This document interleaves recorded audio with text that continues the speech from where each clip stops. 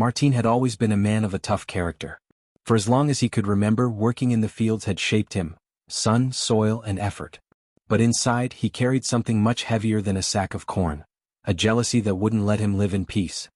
His wife, Rosara, was everything he could ask for, a hard-working, kind woman with a smile that could brighten even the gloomiest days. But that same smile tormented Martin the most.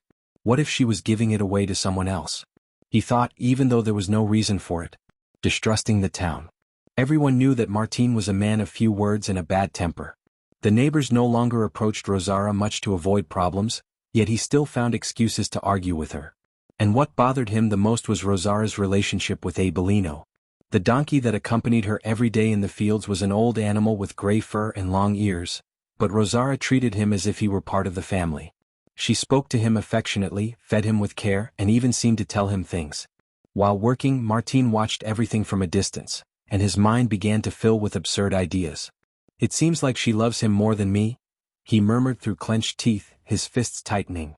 One afternoon, after returning from the fields, Martin found Rosara in the corral, brushing Abelino. The scene made his blood boil. "Again with that animal. Why don't you come and take care of the house?" he said, stepping toward her with firm strides. Rosara looked at him in surprise, letting the brush fall to the ground. "Martin, I'm just taking care of the donkey as always. He works hard too," she replied softly. But Rosara's words only added fuel to the fire. In a fit of jealousy and frustration, Martin grabbed a stick nearby and struck Abelino with force. Rosara rushed to stand between them, crying and screaming, "Stop it, Martin! This isn't fair." Martin, his face flushed with anger, threw the stick to the ground and stormed into the house, leaving Rosara sobbing as she caressed the injured donkey. That night, the house was filled with an uncomfortable silence. Rosara said nothing. During dinner, even though he tried to justify himself in his mind, Martin couldn't shake off the discomfort. When they lay down to sleep, Rosara turned her back on him without saying good night, something she never did. Martin lay staring at the ceiling, trying to sleep, but something wouldn't let him rest. Hours passed, and a strange sound woke him up. At first he thought he was dreaming, but the noise grew clearer. It was the sound of hooves striking the ground, as if someone was walking around his bed. His heart pounded in his temples as he sat up abruptly. He looked toward the door, but it was closed. "What the hell is that?" he thought as the sound continued, slow and heavy, as if something was moving in circles in the room. Martin reached out for the oil lamp on his nightstand, but before lighting it, the sound stopped, and for a moment, the silence was so deep that even his breathing seemed loud. Then he saw it. There in front of his bed was Belino. The donkey stared at him with its large eyes, but there was something strange about them, something unnatural. They looked like human eyes filled with a brightness Martin had never seen before. He froze, feeling a chill run down his spine. "This can't be real," he whispered, but Belino remained there, motionless, with that gaze that seemed to pierce through him. Suddenly, the donkey made a slight movement with its head as if mocking him, and took a step back, vanishing into the darkness of the room. Martin yanked the lamp alight, but there was nothing. The floor was empty and the door was still closed. He spent the rest of the night sitting on the bed, trembling and staring at the door, waiting to hear the hooves again, but the sound never returned, at least not that night. As the sky began to lighten, Martin couldn't stop thinking about those eyes, about that stare that had left him frozen. For the first time in a long while, the man who thought he owned everything felt true fear.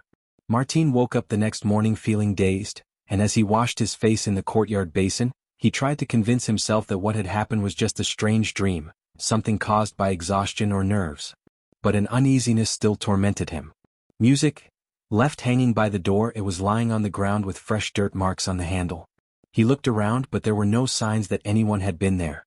"Maybe I didn't place it properly," he murmured, though he wasn't convinced. Throughout the day, Rosara kept working in silence as if avoiding talking to him. Martin, annoyed but too proud to apologize for the previous night, also kept his distance. But when evening came, Rosara mentioned something that made his skin crawl. "Martin, last night I heard something strange in the stable." "Like laughter," he responded, his food half chewed. "Yes, but it wasn't normal. It was as if someone was mocking, but there was no one there." Martin remained silent, clenching his teeth. He didn't want to give it importance, but that feeling of unease crept over him again. That night, he decided to stay up a little longer with the oil lamp lit, watching the corral door from the window. The clock struck midnight when a sound made him jump in his chair, A short whinny followed by what seemed to be slow footsteps. He stood up suddenly, grabbing the lamp and a machete he had hanging behind the door. He walked towards the corral, trying not to make any noise, but as he got closer, he heard something that stopped him in his tracks. Martin, the sound was low, deep, as if coming from the throat of someone who could not speak well. Martin felt his legs trembling, but he moved forward, holding the lamp in one hand and the machete in the other. "Who's there? Come out right now, you're sorry? You're sorry?" he shouted. Although his voice did not sound as firm as he wanted it to, a dry, mocking laugh came from the corral so loud that it seemed to bounce off the walls. Martin lifted the lamp and walked over to where he had heard the noise, but what he saw puzzled him. He knew well that silhouette with eyes as red as infernal embers. It was Abelino, his wife's donkey, standing in the middle of the corral with his head raised and his eyes fixed on him, but something was wrong. The donkey's eyes reflected the light of the lamp like two mirrors. The bright lights were too intense to be normal. Martin felt a lump in his throat, took a step back, but did not take his eyes off Abelino. At that moment, the donkey tilted its head slightly and let out a sound that should not have belonged to him. Martin, the voice was the same one he had heard before, but now he was sure it came from the animal's mouth. Chills ran through him from head to toe as the donkey continued to stare at him motionless, but with that expression that seemed to mock him. Martin backed away in a hurry, stumbling. With a stone and falling to the ground, the lamp went out on impact and for an instant everything was in complete darkness.